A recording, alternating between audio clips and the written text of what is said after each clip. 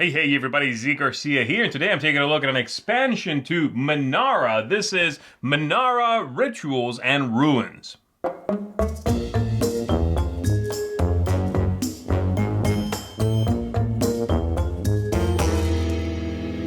Menara here is a cooperative dexterity game in which you are going to be building up a temple in front of you, all of you together, trying to get to a certain height, avoid having it collapse, managing the pillars that you have in front of you so you can put them out, all those things. Ideally, you know all this stuff already because otherwise the expansion is not going to make a lot of sense to you.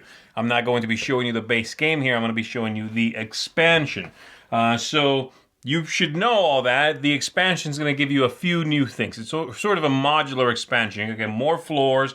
You are going to get some more pillars because you need them. New challenge cards that you have to pass in order to win.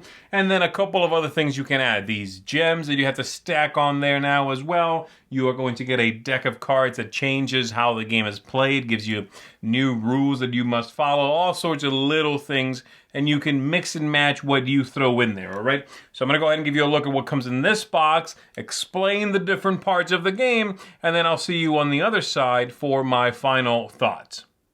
In Rituals and Ruins, you are going to get a bunch of new different modules that you can add to your Menara game and build something like this cooperatively with the other players.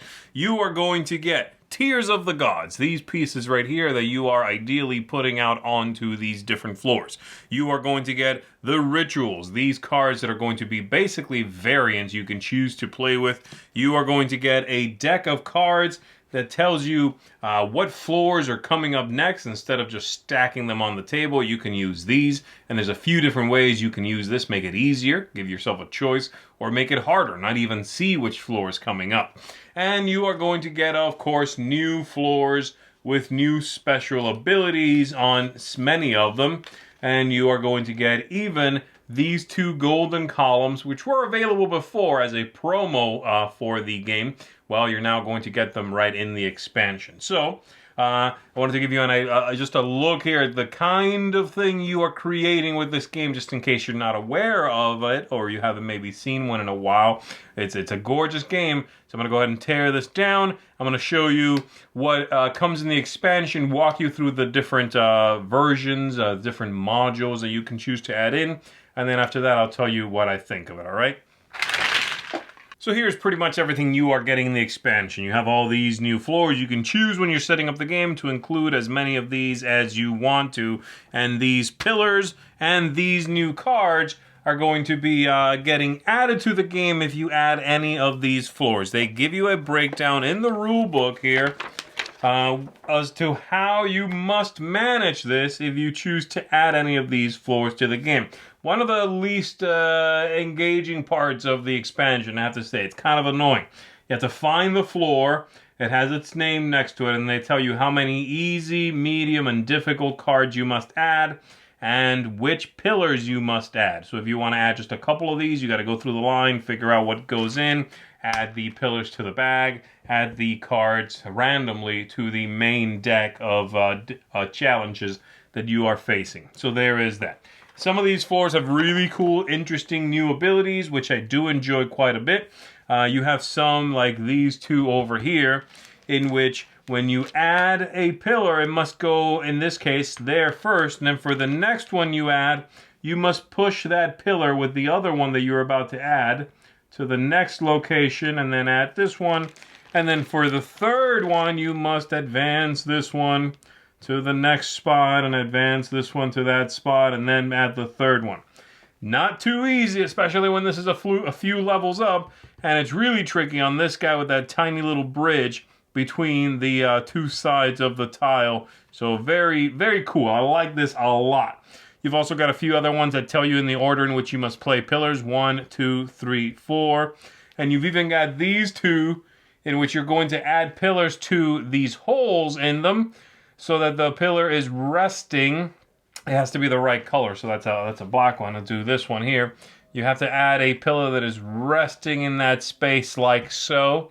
Obviously, it will not support anything above it, and you have to make sure that when you place this on top of other pillars, that none of those are showing through the holes below.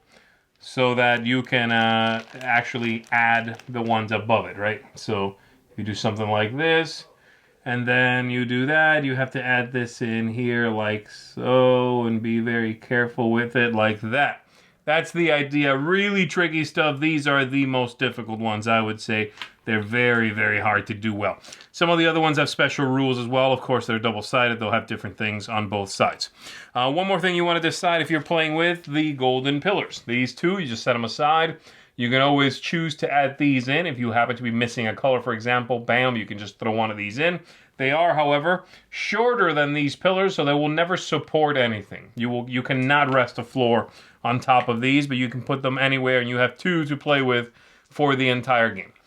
You also can choose to add in these tiers of the gods, I think they call them. Let's take a look here, make sure I'm calling them the right thing. Yeah, tiers of the gods. The way these work is you can choose to discard a pillar before you reveal one of these challenges to acquire one, and then they go on specific locations on these tiles. They show you some of the previous artwork had these glowing blue and glowing red glyphs, and sometimes it's a pair of eyes or just a little glyph. Well, they're going to end up on there, and if you are using this variant, you have to place all of these in order to win. It's one more challenge you must accomplish in order to win the game. So there is those, and that's basically it for most of what you're going to be using. You can also choose to play with these cards over here that the rulebook calls fate cards. And so these, you have to make sure the deck is composed of all the tiles you're actually choosing to use. And there's a couple of different ways to do it. You can just have one revealed, and that lets you know which is the next one. Instead of stacking the tiles, you can just sort of spread them out. This will be the next one that gets played out. You can choose to make the game a little easier by revealing 3 of these, and then you pick from those 3 which one's next. And if you want to put that one out, then you reveal another one. Now you have a choice of these 3. Or you can make it harder and just have the next one not be revealed. And when you would place a floor, you just flip this, and that's the one that's got to go out. Really hard. You don't have a great ability to plan kind of where you want those pillars to support the next one. So that's neat. I usually do play with this just because it makes it a little easier to manage. You don't have to make sure the stack of tiles is, you can pick it up and look at it, all that. I just use this deck of cards here. And then lastly, if you really, really want to mix things up, you are going to be using these ritual cards. These I have to look at the rule book for because they are weird. So the way this works is you can just choose one, and it's going to change the game in some pretty fundamental way, okay? So for example, this one over here is the floating quarry. If you are to add a new temple floor to the tower, you draw the top 3 temple floors from the quarry. If you're playing with the fate cards, you just draw 3 cards. You choose one of them, and you put the other 2 back in the quarry on top without changing their order.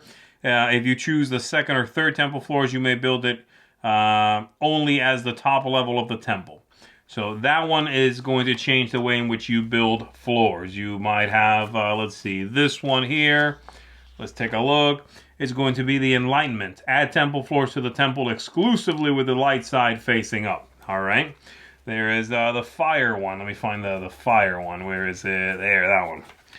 This one here, which is the glowing red columns. In this ritual, red columns are blazing hot. If you build a red column into the tower, you may not have any direct body contact with the column. To protect your fingers, you may use the sleeves of your pullover, a handkerchief, or any other object that allows you to avoid skin contact with the column. So, there you go. These are kind of... Some are silly, some are interesting, some are more challenging, some are just kind of pointless.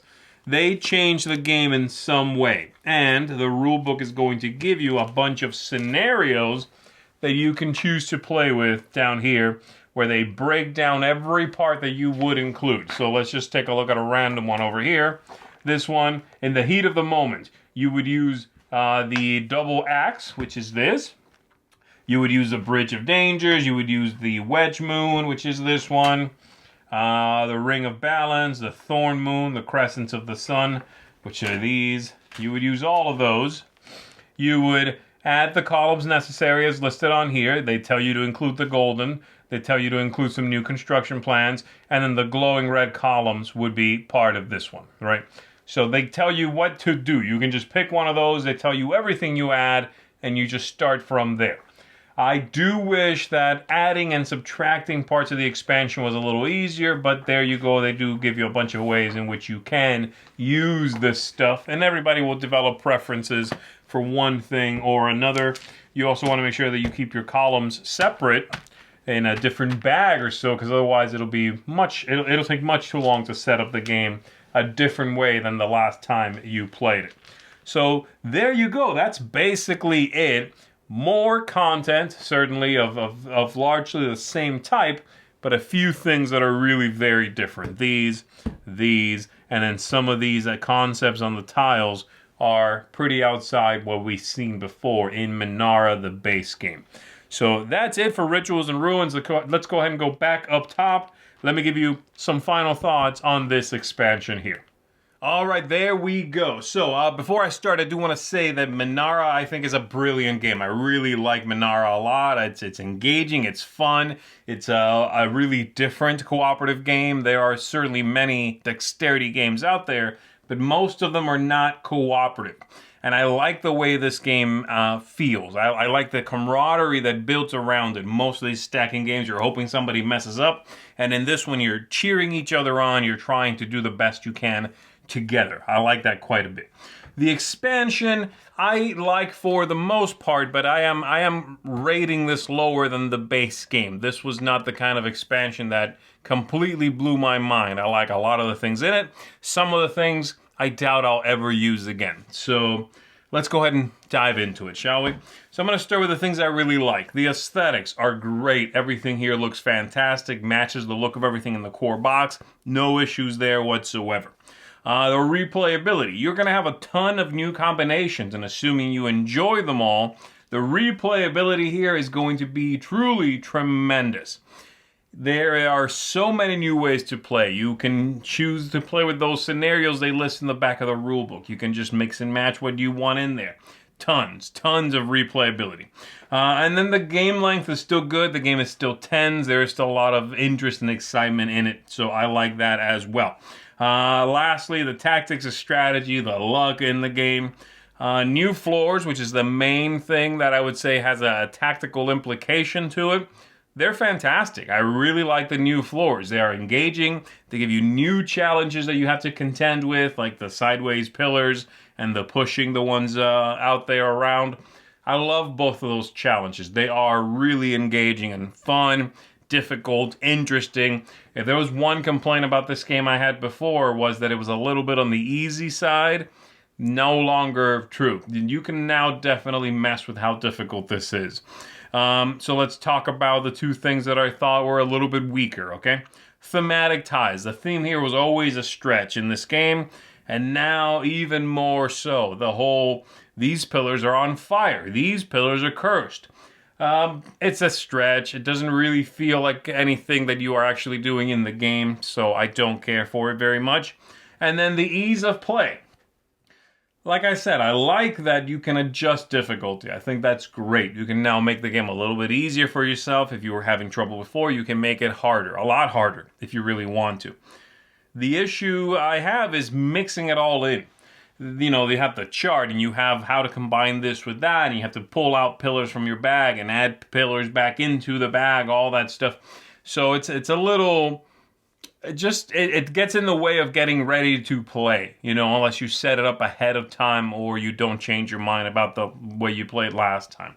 They do give you a larger bag, by the way. This is the one that came in the core box, but they give you a larger one to hold all the pillars in the new one, so that's a nice touch. I like that as well. So that's my biggest issue, is just the ease of play kind of takes a hit for me. When I found, normally I found this game to be pretty easy to get going. Now you need to have everybody have a little bit of patience while you set it up and figure out what goes in, what goes out, all of that stuff. Make sure you keep your components separate in the box to help with that quite a bit. So there you go. That's what I think about it. I like it. I like the expansion. The core game for me gets a really high rating. The expansion I'm giving a 7.5. Couldn't quite give it an 8. Just too many expansions in here that I found less than thrilling. You know, all those variants, the different modes. They're just not that exciting. They're kind of lame. A lot of them are just nothing I want to do, you know? So that's underwhelming for me. and that's mainly why it takes a hit. So, but overall, I would certainly recommend if you're a fan of the original game and you want more of it, you're going to get more in here. You might not like every part of it. You might like different parts than I liked. But you're going to get some things you like in this expansion. So there you go, 7.5, like I said, which is a seal of approval. So I do approve it. I enjoy it, and for fans of the core game, I recommend it. That's it for me, everybody. That is Rituals and Ruins. I am Z Garcia, and I'll see you on the next one.